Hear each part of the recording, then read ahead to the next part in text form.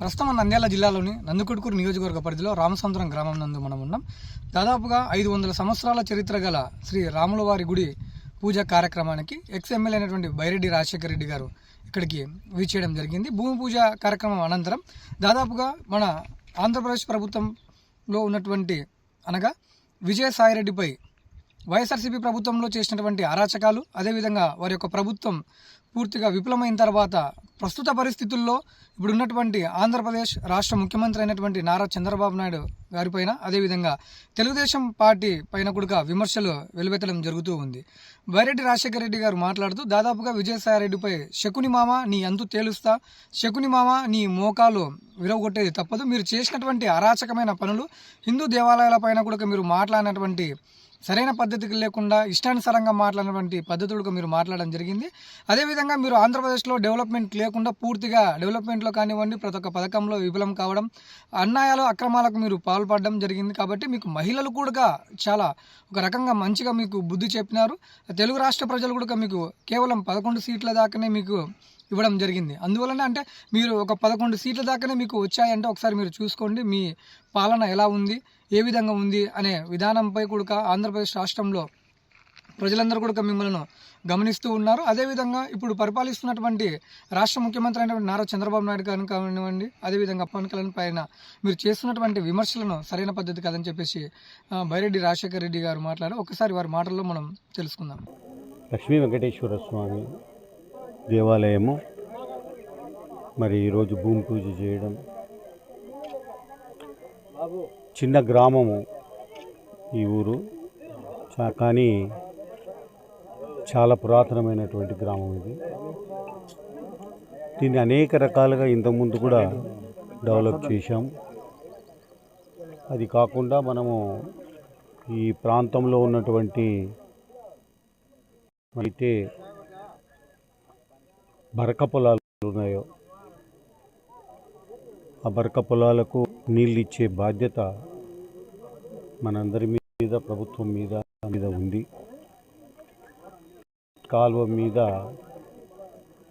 మరియు ఎత్తిపోతల పథకాన్ని ఇప్పుడు మంజూరు చేయించి దాదాపుగా పారమంచాల, అదే రకంగా సిద్ధేశ్వరం, రామసముద్రం, తూడిచెర్ల వరకు బరక పొలాలకు నీళ్ళు ఇవ్వాల్సినటువంటి అవసరం.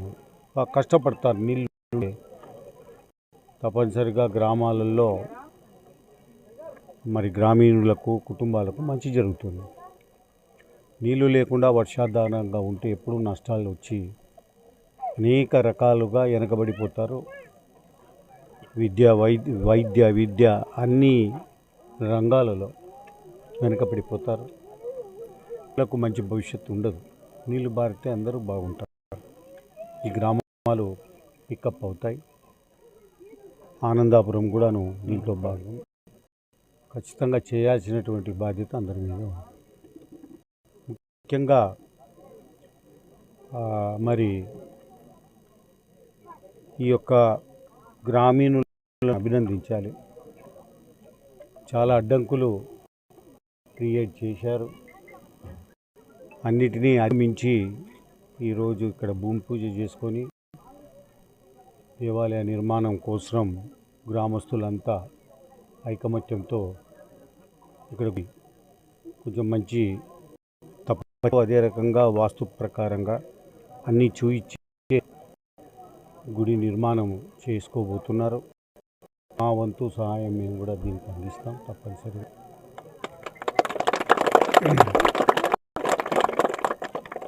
ముఖ్యంగా ఈ ఊర్లో మరి వాల్మీకి సుంకులమ్మ గారని ఉండారు. వాళ్ళు కూడా అంతరించిపోతున్నారు. వాళ్ళను కూడాను మరి అంతరించిపోకుండా ఈ వాల్మీకులలో ఉన్నటువంటి సుంకులమ్మ గారు ఒక తెగ, అది వారిని కూడా కాపాడుకోవాలి. వారికి కూడాను అందించే విధంగా చేసుకోవాలి. మొన్ననే నేను మరి తిరుపతి లడ్డూలో కోబుగలి మరి జగన్మోహన్ ఉన్నప్పుడు చేసినటువంటి వ్యవహారం మీద నేను ఒక స్టేట్మెంట్ ఇచ్చాను. మరి మా సుంకులమ్మళ్ళు నీ మొత్తము కొరడాలతో కొడితే తప్ప ఈ నువ్వు చేసిన పాపం పరిహారం కాదు అని చాలా వైరల్ అయింది అది. ఈరోజు అనేక రకాలుగా మళ్ళా నిన్న నుంచి మొదలు పెట్టారు. చంద్రబాబు నాయుడు దిగిపోయి పవన్ కళ్యాణ్ ముఖ్యమంత్రి అయితే బాగుంటుందని ఎవడో స్టేట్మెంట్ ఇచ్చారు నిన్న. అది ఎక్కడో చదివాను నేను.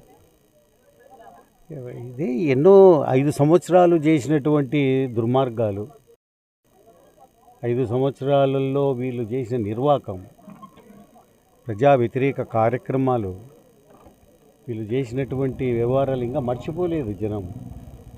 ప్రజలు ఇంకా మర్చిపోక ముందే మళ్ళీ ఈ చంద్రబాబు నాయుడు ఒక మంచి అనుభవజ్ఞుడు, ఆయన చేతుల్లోనే ఆంధ్రప్రదేశ్ ముందు పోవాల్సింది తప్ప మరి చాలా కష్టము.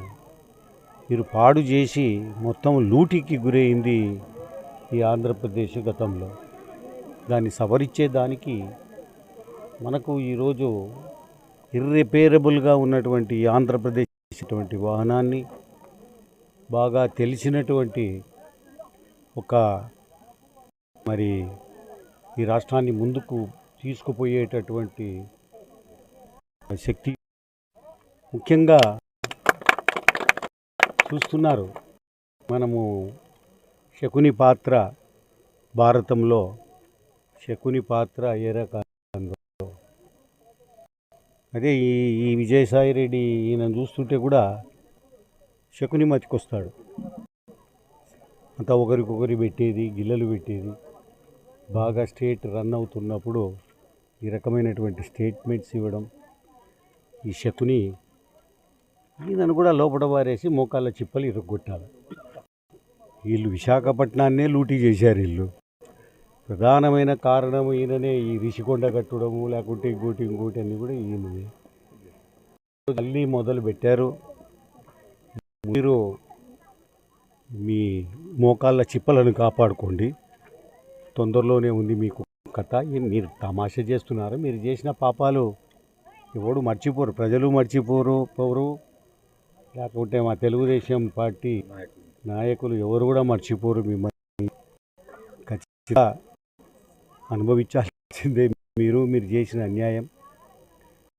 2 కాదు, చివరకు రైతులకు ప్రాణ సంకటంగా తయారు చేసి ల్యాండ్ టైటిలింగ్ యాక్ట్ అని తీసుకొని వచ్చి వణికిచ్చారు. మీరు ఎంతో వణికిపోయింది రాష్ట్రము, రైతులు అంతా. ఎట్లన్నా ఓడగొట్టాలని అమెరికా నుంచి కూడా టికెట్లు కొనుక్కొని వచ్చి ఓటేశారు అంత కక్షతో. ఇంకా సిగ్గు రాలే మీకు? చూసుకుంటూ ఉండండి మోకాళ్ళ చిప్పలు. ఇంకా ఎన్నాళ్ళు అవి సరిగా ఉంటే చూద్దాం. మళ్ళీ మొదలు పెట్టారు ఈ స్టేట్మెంట్స్. చేసినారు మీరు, ఏం చేశారు మీరు? ఆంధ్రప్రదేశ్ చేసింది ఏంటి? కష్టాల్లోకి తీసుకుపోయారు ప్రజలను, అదే రకంగా ఈ స్టేట్ను. ఏం చేశారు మీరు? ఉద్యోగస్తులను పీడించి పిప్పి చేశారు మీరు. యువకులకు, నిరుద్యోగులకు ఉద్యోగాలు ఇయ్యక వాళ్ళను నలిపి పారేశారు. రైతులను అయితే పాస్బుక్ రాజకీయాలు చేసి నాశనం చేసి పెట్టారు. కరప్షన్ అంతా కాదు. పాస్బుక్కు 10,000, 20,000, 30,000 ఈ రకంగా వసూలు చేయించారు మీరు. అన్నీ కూడా ఈరోజు రియల్ ఎస్టేట్ వాళ్ళంతా చెలరేగిపోయి అన్నీ మొత్తము అసైన్డ్ ల్యాండ్స్ కూడా రెగ్యులరైజ్ చేసుకొని వాటిని కూడా ప్లాట్లు వేసి అమ్మారు మీరు.